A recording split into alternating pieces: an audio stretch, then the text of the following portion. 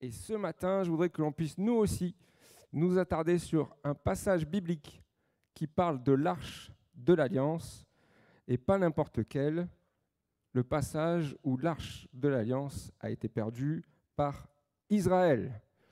Ce passage, nous le trouvons dans le premier livre de Samuel au chapitre 4, que nous allons lire ensemble. Un jour, les Israélites se mirent en campagne pour combattre les Philistins. Ils établirent leur camp à la pierre du secours, tandis que les Philistins établissaient le leur à Aphek. Les Philistins se mirent en ordre de bataille contre les Israélites. Le combat fut acharné.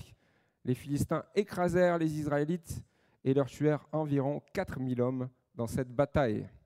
Lorsque les survivants arrivèrent au camp, les anciens d'Israël se dirent « Pourquoi le Seigneur a-t-il laissé les Philistins nous écraser aujourd'hui ? Allons donc chercher à Silo le coffre de l'alliance du Seigneur. Quand le Seigneur sera au milieu de nous, il nous sauvera de nos ennemis. » On envoya alors des gens à Silo pour en ramener le coffre de l'alliance du Seigneur, le Dieu de l'univers, qui siège au-dessus des chérubins. Les deux fils du prêtre Élie, Ophni et Pinas accompagnèrent le coffre sacré. Verset 10. Les Philistins engagèrent alors le combat. Les Israélites furent battus et s'enfuirent chez eux. Ce fut une très lourde défaite. 30 000 soldats israélites furent tués. Le coffre sacré fut pris par les Philistins et les deux fils d'Élie, Ophni et Pinas, moururent. Le même jour, un homme de la tribu de Benjamin s'échappa du champ de bataille et courut jusqu'à Silo. En signe de tristesse, il avait déchiré ses vêtements et mis de la poussière sur sa tête. Élie était au bord de la route, assis sur son siège. Il attendait avec impatience car il était très inquiet au sujet du coffre sacré de Dieu. L'homme entra dans la ville et annonça la nouvelle. Alors, tous les habitants se lamentèrent à grands cris. Élie entendit ces cris et demanda ce que cela signifiait. L'homme vint en hâte lui apporter la nouvelle. Élie avait alors 98 ans et il était totalement aveugle. L'homme lui dit « Je viens d'arriver du combat, je me suis enfui aujourd'hui même. »« Que s'est-il passé, mon garçon ?» demanda Élie. « Les Israélites ont pris la fuite devant les Philistins, » répondit le messager. « Ce fut une lourde défaite pour notre armée. De plus, tes deux fils, Ophni et Pinas, sont morts. Et le coffre sacré de Dieu a été emporté par les Philistins. » Au moment où le messager mentionna le coffre sacré, Élie, qui était sur son siège, tomba à la renverse en travers de la porte du sanctuaire. Il se brisa la nuque et mourut, car il était lourd et âgé. Il avait été à la tête du peuple d'Israël pendant 40 ans. Quel désastre pour Israël en quelques lignes. 2 défaites militaires consécutives avec des pertes humaines considérables. D'abord 4000 morts, ensuite 30 000. La mort de Ophni et Pinas, les 2 prêtres qui ont amené l'arche sur le champ de bataille. Ce sont les 2 fils d'Élie, le souverain sacrificateur. Puis enfin, la mort d'Élie, le souverain sacrificateur lui-même, celui qui a à l'époque la plus haute charge dans la religion juive. Enfin, et surtout, la plus grosse perte pour Israël, la perte de l'arche de l'Alliance. Et oui, ça peut peut-être vous paraître étonnant ce matin et on pourrait être tenté de croire que les pertes humaines causeraient le plus de troubles à Israël, mais en réalité, c'est bien la perte de l'arche qui va provoquer un véritable séisme au sein du peuple d'Israël. À l'annonce de cette perte, quelqu'un va même prononcer cette parole et va dire « La gloire de Dieu a désormais quitté Israël ». Ce qui montre, frères et sœurs, toute l'importance de l'arche aux yeux du peuple d'Israël. Alors, pour que vous puissiez comprendre, vous aussi, toute l'importance que ça pouvait avoir à leurs yeux, nous allons prendre pendant quelques minutes, quelques explications, nous allons parler pendant quelques temps de l'arche en lui-même, pourquoi elle est si importante pour Israël, avant, vous le verrez, d'aborder notre sujet principal de ce matin. Alors ce sera mon premier point, nous parlerons de l'arche de l'Alliance ce matin. Le mot hébreu pour désigner l'objet dont nous parlons et qui est évoqué dans ce passage est celui-ci, Aaron. qui signifie coffre, boîte ou arche. La première fois où il est fait référence à l'arche ou au coffre dans la Bible, c'est dans le livre de l'Exode au chapitre 25 et au verset 10.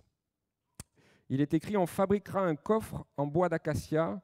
Il mesurera 125 cm de long, 75 cm de large et 75 cm de haut. On le recouvrira d'or pur à l'intérieur comme à l'extérieur.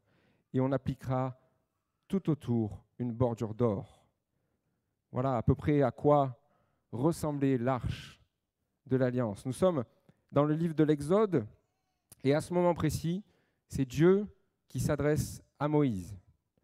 Moïse monte sur le mont Sinaï dans la présence de Dieu pendant 40 jours, 40 nuits. Dieu va alors lui donner plusieurs directives en ce qui concerne la conduite du peuple d'Israël.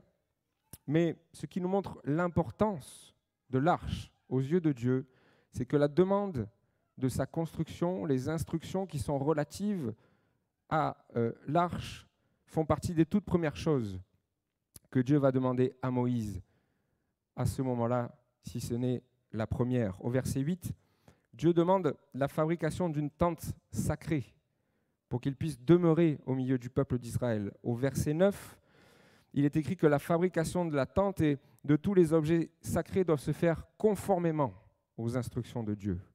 Et au verset 10, le premier objet que Dieu demande de fabriquer, c'est l'arche de l'Alliance. Cette mise en avant, cette première place, nous montre l'importance que Dieu confère à l'arche et aussi pourquoi, pour Israël, l'arche a une telle importance. Premièrement, il y a une importance symbolique parce que l'arche est souvent appelée l'arche de l'Alliance ou l'arche du témoignage et que son existence même, elle a pour vocation de cultiver le souvenir chez le peuple d'Israël. Le mot hébreu que vous avez à l'écran pour désigner le coffre ou l'arche que nous avons vu ensemble, il vient d'un autre mot hébreu qui, lui, est utilisé dans le sens de recueillir. Donc c'est le mot hara. Et donc, l'arche, au fur et à mesure de l'existence du peuple d'Israël, va recueillir différents objets. Et ces différents objets que le peuple d'Israël va entreposer au fil du temps, ils sont là pour entretenir le souvenir pour les générations suivantes. Il y a ce souvenir de l'alliance que Dieu établit avec ce peuple, avec la présence des tables de la loi, écrites par Dieu lui-même. Il y a ce souvenir de la fidélité de Dieu dans le désert, avec la présence d'un vase en or rempli de la manne. La manne, c'était, pour ceux qui ne le savent pas, la nourriture que Dieu avait envoyée du ciel pour nourrir son peuple dans le désert. Il y a aussi le souvenir de Dieu qui atteste de sa volonté, avec la présence du bâton d'Aaron qui avait refleuri pour que Dieu puisse montrer que c'était le serviteur qu'il avait choisi. Symboliquement parlant, l'arche a une très grande valeur aux yeux d'Israël, mais spirituellement parlant, c'est encore plus grand. Exode 25-22 nous dit, et c'est Dieu qui parle, « C'est là que je me manifesterai à toi, sur le couvercle du coffre, entre les deux chérubins. C'est de là que je te donnerai tous les ordres concernant les Israélites. » Ce passage, ainsi que plusieurs autres, où il est écrit « l'Éternel qui siège entre les deux chérubins ». Les deux chérubins, c'est ces deux statues que vous avez sur le couvercle, que l'on appelle le propitiatoire. Ces passages nous prouvent que c'est de là que Dieu faisait entendre sa voix à Moïse lorsqu'il lui parlait dans la tente de la rencontre. Dernier point, et non des moindres, l'arche dans le temple de Silo était disposée dans le lieu très saint, dans le tabernacle, lieu qui symbolise la présence de Dieu, dans lequel personne ne pouvait accéder. Seul le souverain sacrificateur pouvait y accéder une fois par an pour procéder à l'expiation des péchés du peuple. Il devait alors asperger le couvercle avec une goutte de sang du sacrifice d'expiation pour que les péchés de tout le peuple soient pardonnés. Imaginez donc, maintenant que vous avez tous ces éléments, imaginez donc pour le peuple d'Israël le choc de la perte de l'arche de l'Alliance. Ils n'ont pas perdu un simple coffre, Ils ont perdu l'arche de Dieu et tout ce qu'il y avait à l'intérieur. Ils ont perdu la chose la plus précieuse qu'ils avaient dans leur relation avec Dieu. Alors, quel rapport avec nous ce matin?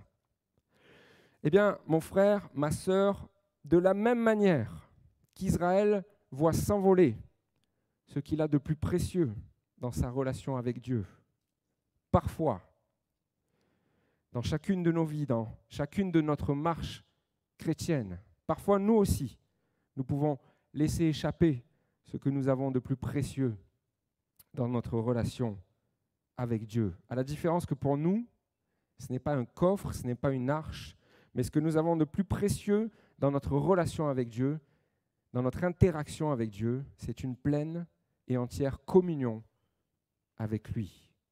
Ce que nous avons de plus précieux, frères et sœurs, c'est de pouvoir librement entrer dans sa présence, sans que rien ne vienne se positionner entre lui et nous.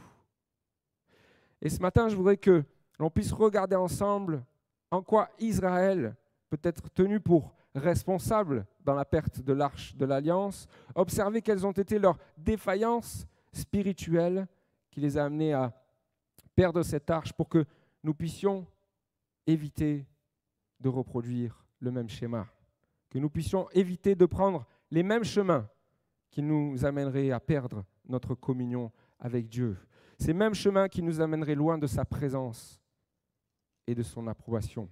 Alors, nous avons lu tout à l'heure ce grand passage du premier livre de Samuel et du chapitre 4, et on va se poser la question ce matin de savoir qui est responsable de la perte de l'arche et surtout en quoi ils sont responsables, en quoi spirituellement ils ont défailli. Alors nous allons nous attarder sur deux personnes ou groupes de personnes différentes. Premièrement, nous allons parler ensemble des Israélites, du peuple de Dieu, et ensuite nous viendrons à parler de Élie, le souverain sacrificateur. Ce matin, mon frère, ma sœur, ce message, selon l'état de votre vie, ce sera juste un message de prévention ou alors ce sera un message d'appel au changement radical dans ta vie que Dieu désire. Alors, on y va avec Israël. 1 Samuel 4.1 nous dit « Un jour, les Israélites se mirent en campagne pour combattre les Philistins. Ils établirent leur camp à la pierre du secours et les Philistins établissent leur camp en face d'eux. » C'est ce que nous avons lu tout à l'heure. Rien que déjà la lecture de ce premier verset, il y a déjà une chose qui m'interpelle. Un jour, les Israélites se mettent en campagne pour aller faire la guerre. D'accord. Mais la première chose qui m'interpelle ce matin, c'est l'absence de la mention dans ce passage d'une quelconque préparation spirituelle, d'une quelconque consultation de Dieu dans l'entreprise qu'ils ont décidé de mener. D'habitude, la Bible prend soin de mentionner lorsque le peuple invoque l'Éternel, lorsque le peuple demande à un prophète d'invoquer l'Éternel ou lorsque l'Éternel donne des directives au peuple pour la conduite de la bataille. Là, rien. Silence radio. Alors, je ne peux pas en faire une certitude et je n'en ferai pas une ce matin, mais très certainement que le peuple est parti au combat parce qu'en fait, c'est ce qui lui semblait être la meilleure des choses à faire. Et parfois, mon frère, ma sœur, je pense que nous agissons de la même manière, en prenant des décisions pour notre vie, pour celle de notre famille, pour celle de notre entourage, parce que nous pensons que c'est la meilleure chose à faire. Mais ce qui peut paraître être la meilleure chose pour nous n'est pas forcément la meilleure chose aux yeux de Dieu et ne se trouve pas forcément dans la volonté de Dieu. Et vivre et agir sans rechercher la volonté, la direction de Dieu, ça peut nous amener sur des chemins qui vont impacter nos vies de la mauvaise manière, des chemins aux conséquences lourdes, des chemins qui petit à petit, du coup, vont nous éloigner de la présence de Dieu. Parce que, soyons clairs ce matin, soyons francs, honnêtes et directs, on est entre nous, on peut. Je ne peux pas vivre, je ne peux pas agir hors de la volonté de Dieu sans m'éloigner de sa présence. Il y a quelque chose qui ne va pas. vivre comme bon nous semble, prendre des décisions selon nos propres sentiments, c'est s'appuyer non plus sur Dieu, mais sur notre nature humaine. Et notre nature humaine ne reflète pas la volonté de Dieu. Le psaume 143:10 nous dit « Enseigne-moi à faire ta volonté, car tu es mon Dieu. Que ton esprit me conduise sur la voie droite. » L'enseignement doit venir de Dieu, pas de notre ressenti, pas de ce que nous pensons, mais uniquement de Dieu. L'Épître aux Colossiens même nous invite à persister dans une entière soumission à la volonté de Dieu. Conséquence, Israël essuie une première défaite. On l'a lu tout à l'heure, 4000 morts. Alors, Israël rentre au camp. Un peu comme un enfant, quand il fait une bêtise, il revient voir papa, maman, un petit peu penaud, sachant trop quoi faire. Alors du coup, ils vont consulter les anciens. Et les anciens, excusez-moi, mais ils sont censés, là, dans cette situation-là, peut-être leur donner le bon conseil, eh bien eux aussi vont se tromper. Et voilà les paroles qu'ils vont prononcer. Pourquoi l'Éternel a-t-il laissé aujourd'hui les Philistins nous battre? Ils vont imputer leur défaite à l'absence d'intervention de la part de Dieu.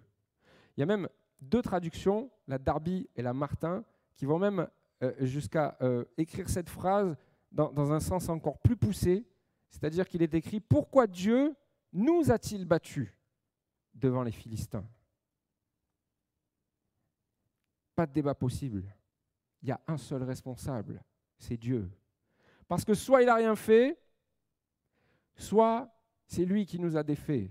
Waouh, quelle erreur. Quel culot j'ai marqué, tiens, j'ose le dire, allez. Quel toupet. Parler ainsi, réfléchir ainsi, revient à mettre en cause la bienveillance de Dieu à leur égard. Ça équivaut à remettre en doute l'amour de Dieu pour chacun d'eux. Et ce, malgré les preuves d'amour, d'affection, de secours que Dieu leur a déjà montrées depuis leur sortie d'Égypte. Vilain, Israël. Ah, c'est pas bien. Oui, mais ça ne nous arrive pas des fois de faire la même chose? Quand il nous arrive un problème, Seigneur, pourquoi tu as laissé faire ça? Seigneur, pourquoi tu as fait ça? Pourquoi tu as permis que cette chose-là se passe? Sache ce matin que si tu en es venu à penser ça de Dieu, tu te trompes littéralement. Et cette pensée, elle est en train de petit à petit t'éloigner de la présence de Dieu parce que cette espèce de ressentiment, il est en train de créer une séparation entre toi et Dieu. Et Dieu, ce matin, voudrait te dire, si tu traverses un moment compliqué, si tu traverses une défaite, qu'il n'est en rien dans ta défaite. Mais au contraire, il souhaite manifester sa gloire et sa puissance dans ta vie au travers de celle-ci. Apprenons à regarder nos défaites différemment. Apprenons à regarder ce que l'on peut en tirer plutôt que de rester à se lamenter. Nelson Mandela disait « Je ne perds jamais. Soit je gagne, soit j'apprends. » Ouais. Il y a une phrase dans un de mes films préférés, alors vous allez savoir lequel c'est du coup, parce que c'est Batman. Vous comprenez, hein, j'aime beaucoup Batman. Okay. À un moment donné, il y a quelqu'un qui va dire au héros « Pourquoi tombons-nous » Et la réponse, c'est pour mieux nous relever. Amen. Alors ce matin, relevons-nous de notre défaite. Ne restons pas au sol à blâmer Dieu, mais regardons plutôt à nos erreurs pour ne pas les refaire. La troisième erreur que ce matin on peut imputer à Dieu, c'est une espèce de superstition religieuse dont nous allons parler maintenant. Allons chercher l'arche de l'alliance de l'Éternel à Silo, qu'elle vienne au milieu de nous et nous délivre de la domination de nos ennemis. Est-ce que vous pensez réellement qu'un objet peut garantir la présence de Dieu au milieu d'eux? Est-ce que vous pensez réellement qu'un objet peut leur garantir la victoire? Mais moi, je ne pense pas. Mais j'espère que vous non plus, parce que sinon, on a du travail ce matin, il faudrait qu'on en parle pendant 1 heure ou 2. Agir comme ça reviendrait à croire que Dieu agit sur demande et que l'on peut l'invoquer comme une espèce de talisman, de gris-gris magique, qu'on peut le faire apparaître comme un génie prêt à exaucer tous nos souhaits, simplement en frottant sur la lampe, comme Aladdin, là, et il y a le génie bleu qui sort. « Seigneur, délivre-moi !»« Oui, c'est ton 2e souhait aujourd'hui, pas de souci. » Non. Agir comme ils le font, prononcer les paroles qu'ils prononcent, revient à donner plus d'importance à l'objet par lequel Dieu se manifeste plutôt qu'à Dieu lui-même. Ce n'est plus Dieu qui peut les sauver comme il l'a déjà fait, mais nous l'avons lu, c'est l'arche. Ils pensent que c'est l'arche qui va les délivrer. Et parfois, excusez-moi si ça pique un peu, on réfléchit un peu de la même manière lorsque l'on accorde plus d'importance aux moyens que Dieu utilise plutôt qu'à Dieu lui-même. On accorde plus d'importance à la forme plutôt qu'au fond. On fixe notre attention sur celui qui apporte la parole plutôt que sur la parole elle-même. On croit qu'il existe des recettes miracles, des formules magiques pour que la présence de Dieu se manifeste au milieu de nous. Allez, j'ose des exemples. Quand c'est tel leader qui fait chanter la présence de Dieu. Quand on prend tel chant, la présence de Dieu. Si on avait une croix sur le mur, là, je suis sûr que nos réunions, elles seraient plus... Est-ce qu'on n'a pas déjà réfléchi comme ça? Si quelqu'un n'a jamais réfléchi comme ça, jetez-moi la première Bible, parce qu'on n'a pas des pierres dans l'église, et je m'arrête de prêcher maintenant. Ouais. Ce serait oublier, mon frère, ma sœur, que lorsque Dieu agit, il agit seulement selon sa volonté, avec le désir de répondre à la foi de personnes qui le cherchent avec un cœur vrai. Amen. Il y a un verset qu'on emploie très souvent mal dans notre vie chrétienne, dans nos églises. Très souvent, on dit « Dieu est avec nous ». Personne n'est contre nous. Mais réfléchir comme ça, c'est oublier le petit mot de 2 lettres qui est juste avant dans la Bible. Si Dieu est avec nous. D'accord? La condition suspensive. Si Dieu est avec nous, cette condition suspensive, elle ne relève que de la volonté de Dieu. Amen? Ou pas? Évitons de faire comme Israël. Ne tombons pas dans une espèce de superstition évangélico-ADD chrétienne. Mettez l'étiquette que vous voulez, ça importe peu. Parce que emprunter un tel chemin, c'est emprunter un chemin qui nous éloigne de la présence de Dieu. C'est emprunter un chemin qui nous amène sur le terrain de l'idolâtrie, chose que Dieu ne supporte pas. C'est pourtant le chemin que le peuple d'Israël a choisi avec la double conséquence que nous connaissons sur cette 2e bataille, 30 000 morts et la perte de l'arche de la présence de Dieu. Gardons-nous, frères et sœurs, de prendre le même chemin qu'Israël. Passons maintenant à Élie. Élie occupait la double casquette de juge et de souverain sacrificateur pour le peuple d'Israël. Dans son rôle de juge, il est chargé de la conduite du peuple.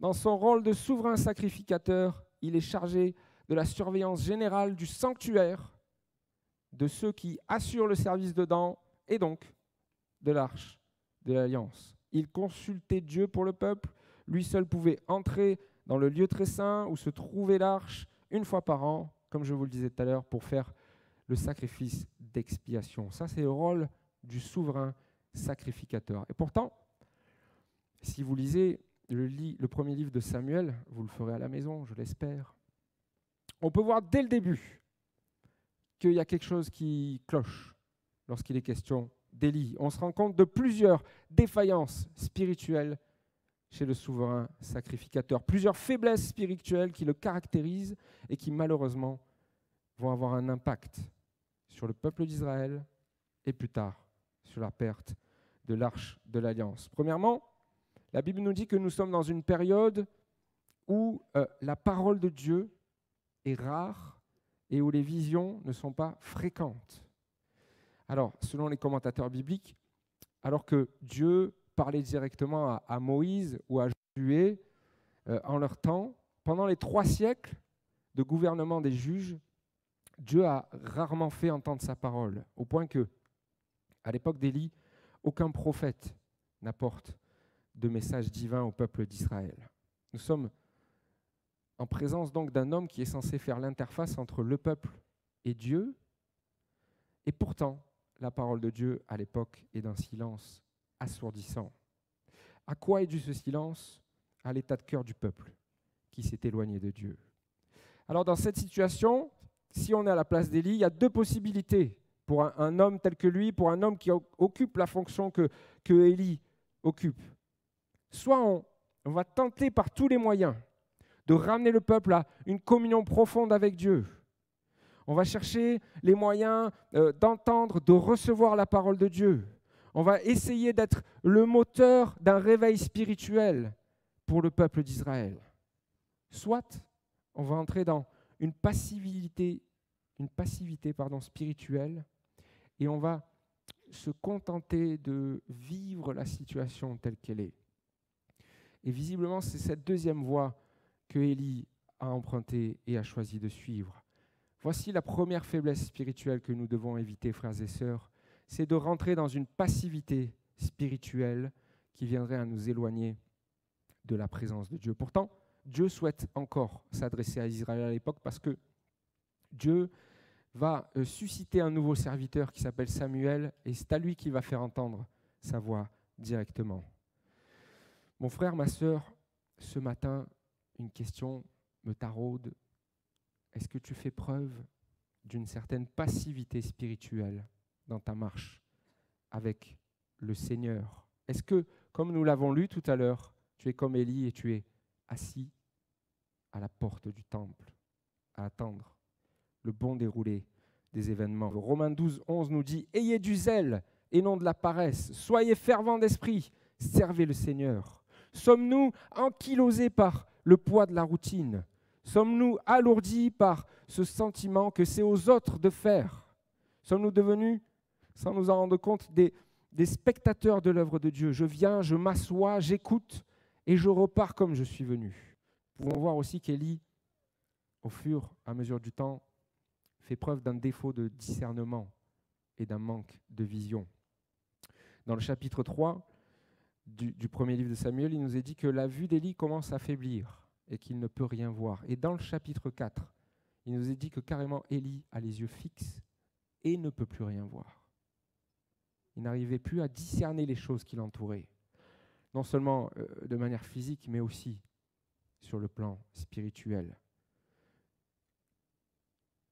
Vous savez, les fils d'Élie, d'ailleurs au passage ils sont morts, ils avaient une conduite très particulière dans le temple que leur père était chargé de surveiller. La Bible nous dit même que les fils d'Élie étaient des vauriens qui ne connaissaient pas l'Éternel. Et Élie a tellement un manque de discernement, un manque de vision spirituelle qu'il ne voit pas les choses auxquelles s'adonnent ses fils. Vous pourrez lire ça dans 1 Samuel 2, je vous le résume vite fait, mais en gros, les fils d'Élie prennent plus que ce qui leur revient dans les offrandes amenées par le peuple. Ils prennent dans les viandes sacrifiées des parties de l'animal qui normalement sont réservées à Dieu. Ils prennent de la viande de sacrifice avant qu'elle soit bouillie pour avoir le privilège de la faire rôtir, de la cuire comme ils veulent parce qu'ils estiment que ça a plus de goût, que c'est meilleur pour eux. Pourtant, dans le livre des Lévitiques, c'est écrit noir sur blanc que c'est interdit de faire une telle chose. Et même, ils vont prendre parfois ces choses-là par la force lorsque quelqu'un vient à leur dire que ce n'est pas possible. Le clos du spectacle, ils couchaient avec les femmes qui venaient faire le service dans le temple.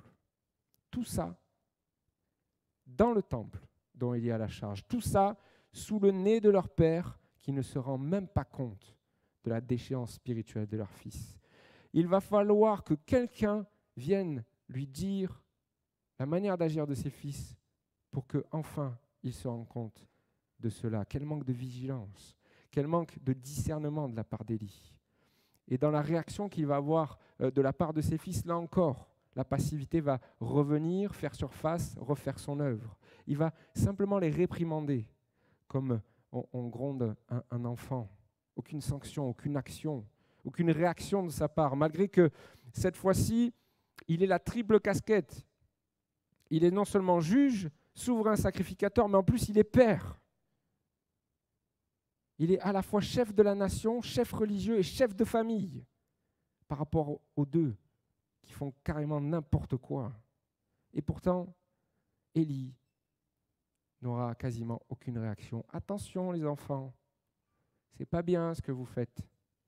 Il ne faut pas recommencer. Sinon, je vais être obligé de le dire à maman. Non, ça, il n'a pas dit, mais... Hein, bon, bref. Et est-ce que nous, parfois, dans notre marche chrétienne, nous ne faisons pas preuve du même manque de fermeté face au péché lorsqu'il entre dans nos vies, dans notre propre vie ou dans la vie de ceux qui nous entourent, dans celle de nos enfants, par exemple? Si nous acceptons de telles situations, petit à petit, ces situations-là vont nous amener à nous éloigner de la présence de Dieu. Elles vont nous amener à perdre ce que nous avons de plus précieux dans notre relation avec Dieu. C'est notre communion avec lui. Ce manque de fermeté, ce manque de prise de position a aussi fait défaut lorsqu'il a fallu dire aux gens de ne pas amener l'arche sur le champ de bataille.